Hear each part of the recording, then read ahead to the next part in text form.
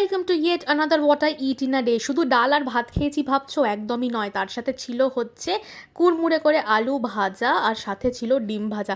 এটা পুরো soul food যাকে বলে। তোমরা কারা কারা এটা ভালোবাসো আমায় কিন্তু জানাতে ভুলবে না।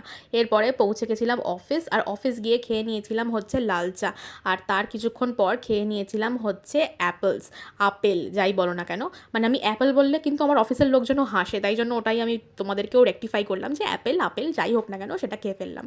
তারপর টিফিনে খেয়েছিলাম হচ্ছে চিকেনের কষা আর রুটি। আর চিকেনগুলোকে না আমি এরকম খুলে নিয়ে আসি, মানে হাড় শুদ্ধ আনি না, খেতে সুবিধা হয় তাই। আর একজন কলিগের আজকে ফেয়ারওয়েল ছিল, সে আমাদের সুন্দর একটা মিষ্টি খাইয়েছে, মিল্ক কেক, সেটাও খেয়ে নিলাম।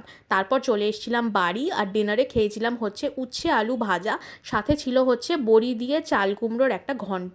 আর তারপর খেয়েছিলাম হচ্ছে মাছ। আজকে মাছটা বেশ ইউনিক রান্না করেছিল আমাদের মাসি, আর সেটা হচ্ছে পোস্ত দিয়ে, বেশ ভালো খেলাম।